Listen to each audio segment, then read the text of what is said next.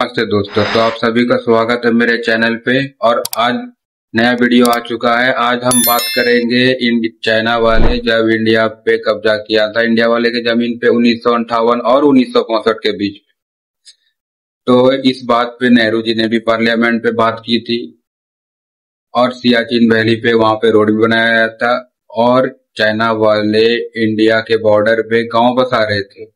China से आदमी ला ला के ये चाइना वाले इंडिया के बॉर्डर पे गांव बसा रहे थे और सियाचिन वैली पे रोड बिल्ड कर रहे थे और बिल्डिंगें बना रहे थे।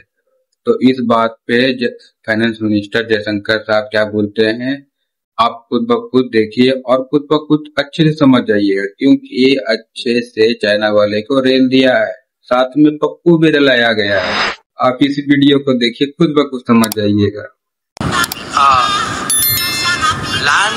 Indian land was taken by China between 1958 and 1962.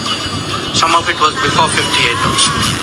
So when you keep saying land taken by China, please understand this land was lost in 1962. I see efforts made to mislead the country. I give you 3 examples. Example 1, people are saying Chinese are building villages on the border. Where is the village built? It is built in a place called Longju, which the Chinese attacked and occupied in 1959. There's a statement of Nehru. So if you look at the Google map, please look at that village and triangulate it with what Nehru said to the parliament in 1959.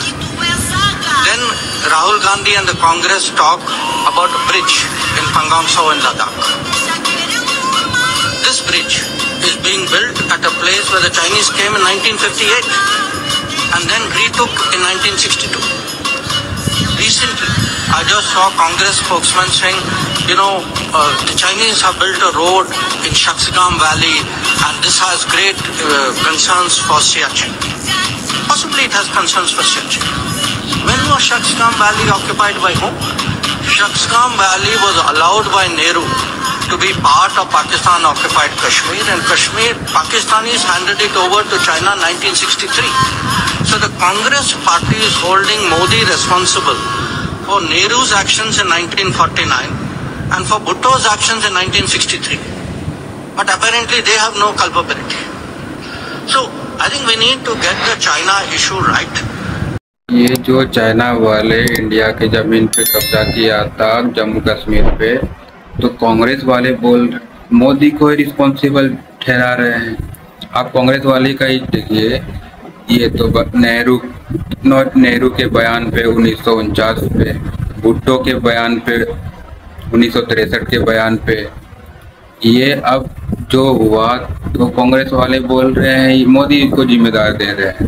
और पाकिस्तान, माफ कीजिएगा, भिखारिस्तान, वो अभी भी, पहले भी भिखारी था, अभी भी भिखारी है, क्या क्या करता रहता है उसके बारे में मैंने बात करता। अब कांग्रेस वाले की, यहाँ तक जयशंकर साहब ने भी ये बोल दिया कि कांग्रेस वाले मोदी को जिम्मे ठहरा रहे हैं। आगे देखिए, आगे का वीडियो देखिए, फिर उसके बाद बात करते हैं। Yes, there is a challenge from China. Yes, China has violated agreements and sent large number of troops to the border. But I think country should take pride in the fact, despite the COVID, we counter-deployed, we have sent troops in record numbers to the border. Those troops today at great heights, in great cold, in very tough conditions, are holding their own.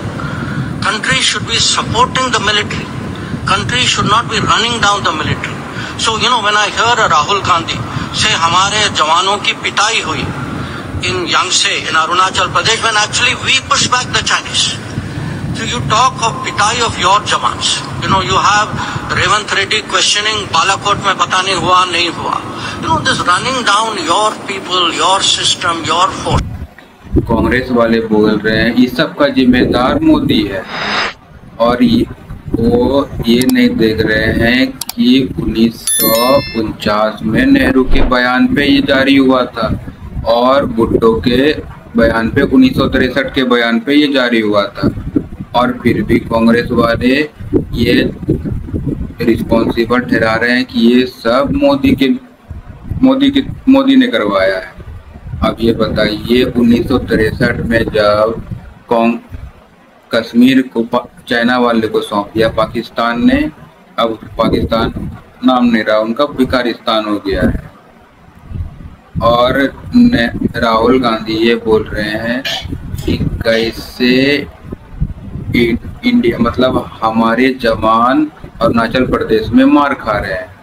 अब वो ये नहीं देख रहे हैं कि मोदी ने ये पाक चाइना वाले को वहां से भगाया। अब वो बोल रहे हैं कि हमारे जवान। खैर, राहुल गांधी की बातें वो ही समझे, मुझे कुछ समझ में नहीं आती है। वो उनकी बात का सर कहीं और रहता है और पूंछ कहीं और रहता है। ये राहुल गांधी के बात के पल्ले किसी को भी समझ में नहीं आती है। तो आप फाइनेंस मिनिस्टर जयशंकर साहब का इस बयान पे आपका क्या विचार है, कमेंट जरूर कीजिएगा। और अब तो आप समझ ही गए होंगे कि जयशंकर साहब ने कैसे अच्छे से चाइना को खबर लिया है, चाइना को पेल दिया है भाई। खैर, आप तो ये वीडियो देख के सब समझ ही गए होंगे कि फाइनेंस मिनिस्टर जयशंकर साहब ने कैसे चाइना वाले को अच्छे से पेल लिया और कांग्रेस वाले के भी अच्छे से खबर ले दी। तो वीडियो में अब इतना ही। लास्ट तक बने रहने के लिए धन्यवाद। तो वीडियो को लाइक जरूर करें, चैनल को सब्सक्राइब जरूर करें और बेल आइकन जरूर दबा दें ताकि आपको अगली वीडियो की अपडेट मिलती रहे। जय हिंद, जय भारत।